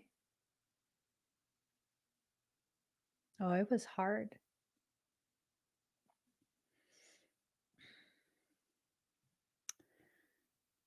I will say it's been a few years. It's been a few years. I can't say that I've picked up any pieces. Mm-mm. I can say, though, that some of the largest pieces have had their edges polished so they no longer cut random people.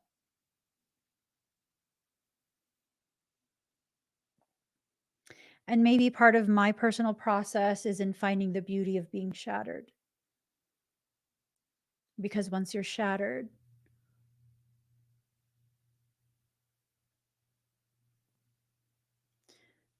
it allows for you to play with the light more easily.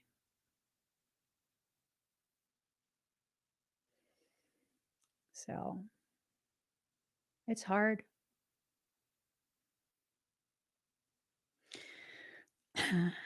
Yeah, I feel you, Melba.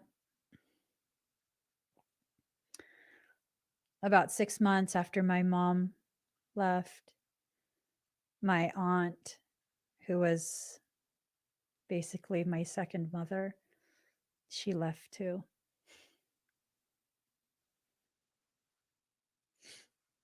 I come from a family of spicy women. I was trying to rush back to California with my children to see her. And I didn't want to spend the thousands of dollars to rent a vehicle. I told my husband, let's go buy one. And we were testing out this vehicle. It was kind of like, because I have a lot of kids, it was kind of like a small tourist bus. It could seat, I think, like 15 or 18 people. And I was gonna get it. I was like, okay, it's not 4x4. We needed 4x4. I don't care. I want to get to my aunt. We were test driving it with my children, and the vehicle caught on fire. I'm not even joking. It caught on fire. It started to smoke, and the guy pulled us over. The guy from the dealership, luckily, he came with us, and we pulled over, and he was calling the dealership like, "Hey, the car's on fire." And as that was happening, my uncle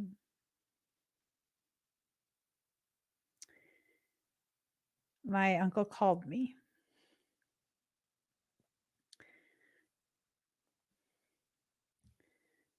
He told me there's no rush to come back, that the funeral would be in 2 weeks.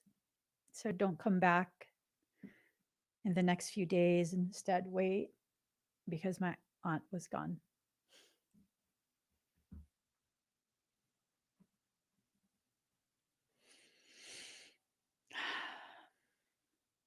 And that's when I knew. My aunt was like, do not buy that piece of shit bus. Yeah. So my aunt was always my mom's greatest ally.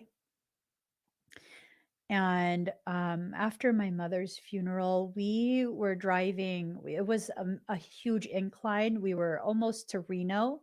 We were leaving already. We're almost to Reno. And if you guys don't know, this is a 2-lane highway that takes you from California to Reno. And it's in the mountains, and there's nowhere to pull over. There's nowhere to pull over.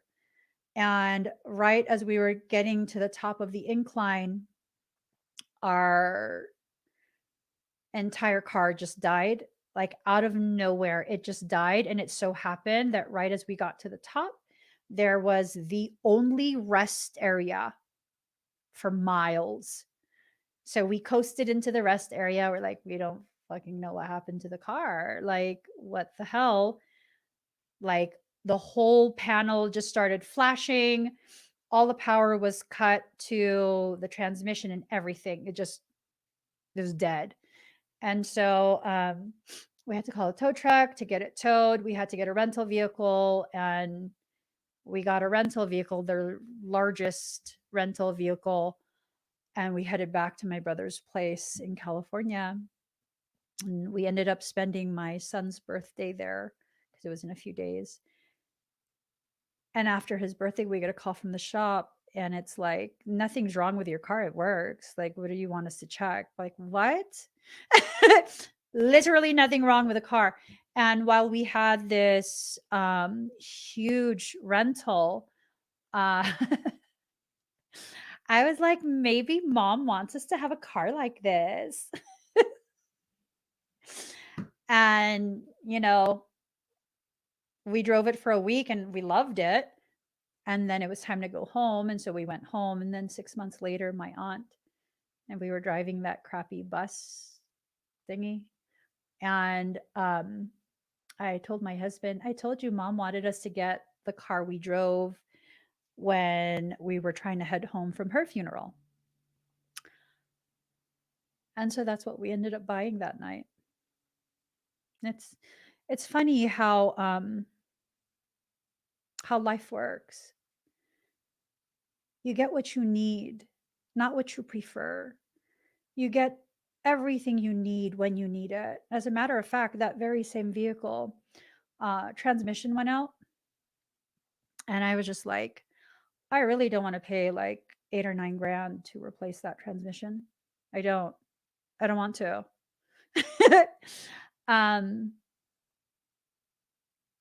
And so it's just been sitting. And then I told my husband we were going to buy another car. And I told my husband, I'm really attached to this car.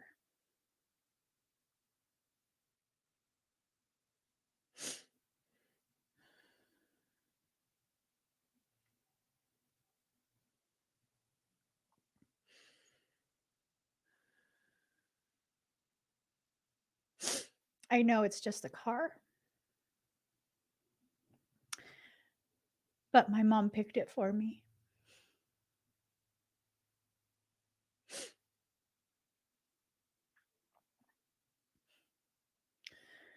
And so I told my husband, I want to keep the car. I don't want another car.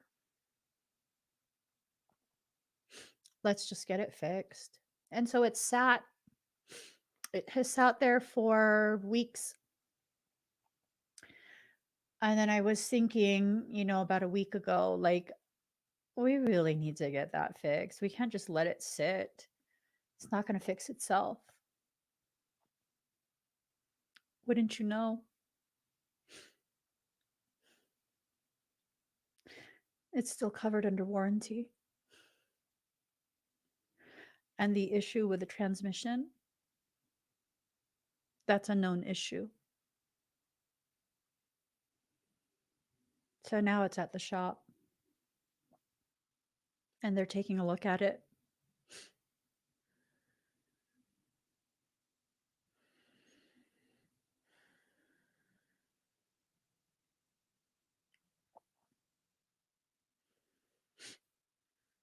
Life always finds a way. It always finds a way. You have to allow your depths to gift you the things you need when you need it. Because even though you're very, very deep and you're nowhere near the surface, nowhere near the waves,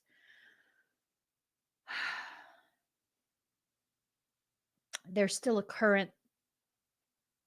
There is a very strong movement in that depth. And as you sit in your stillness, as you sit in a space that appears to be still, life will send you the things that you need, the things that are necessary. That's kind of just how it works. You have to trust. You have to trust that the things that are brought to you will be brought to you in time. That's how my life works all the time for everything. What I need will be provided when I need it. Never before, never after. Right when I need it, it will show up. Allow your life to function in that way. Don't allow yourself to interfere with the process of your life, giving you the things, the people, the experiences, the circumstance that you need to get to where you're going.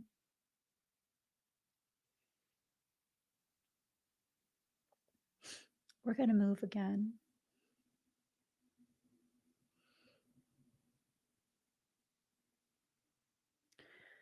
We're going to move again. And I needed that vehicle to tow the trailer that all my plants will be in.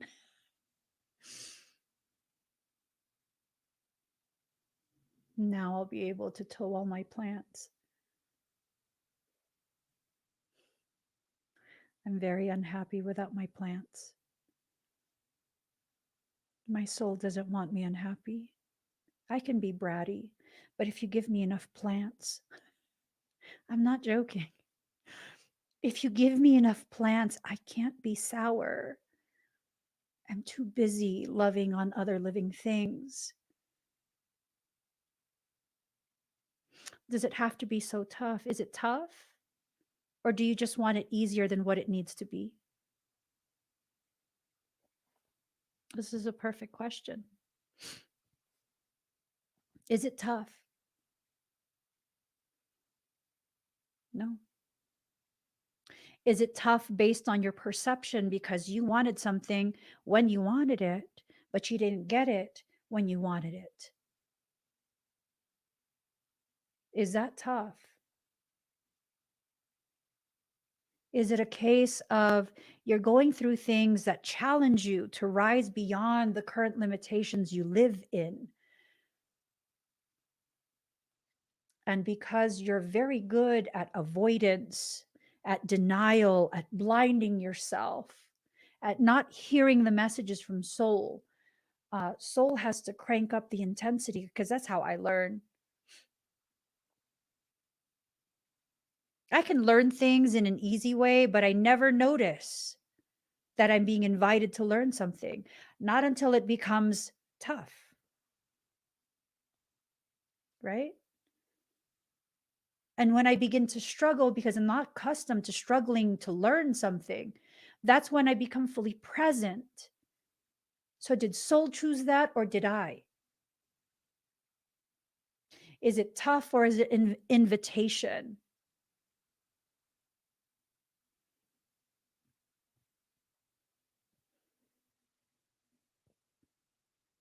Are you only meant to learn at one part of your life, or is your entire life a series of lessons preparing you for the next part of your existence, an existence beyond this life?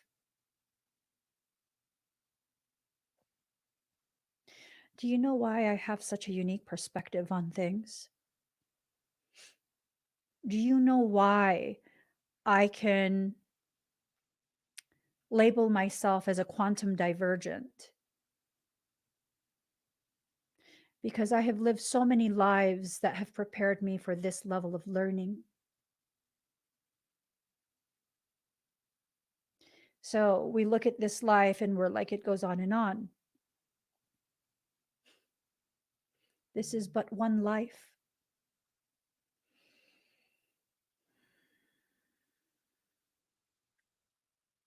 This is but one life.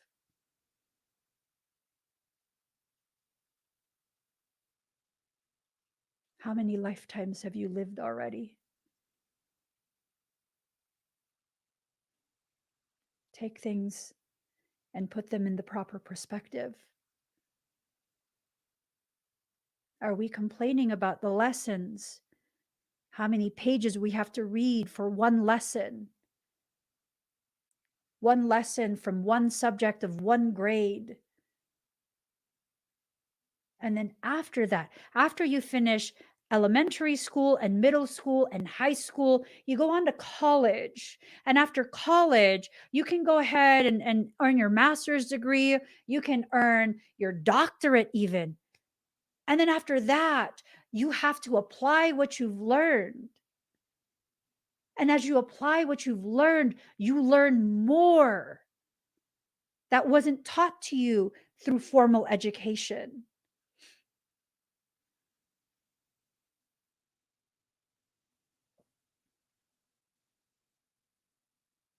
It's meant to go on, not as punishment, but as opportunity.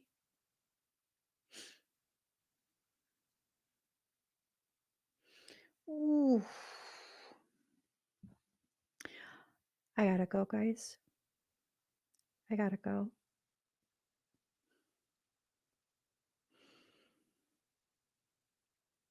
Please join me for my 222 portal fire ceremony. It's going to be on the 22nd at 4:55 PST. That would be 5:55 Mountain Time. The link is there on the screen. Thank you, Lindsay. I'm sorry to leave you guys so abruptly. I just feel a lot of shifting of energies that is so pronounced and profound that I don't want to continue experiencing it on screen. It's not bad energy. It's just for the most sacred things in my life, I like to experience them in privacy. So it's a privacy matter. I would like to have my privacy. And I'm sure you guys understand. So thank you for joining me today. I hope that this reading helps you in whatever way you need to better understand yourself and your life. I definitely don't expect you to take everything I said as though you need to accept it as absolute truth. No, consider how it applies to your life. See how it, can help to ripen your understanding of yourself, and then keep going. Always keep going. Never stop. Keep going. I love you guys. Give this video a thumbs up. I'll see you again very soon. Bye, everyone.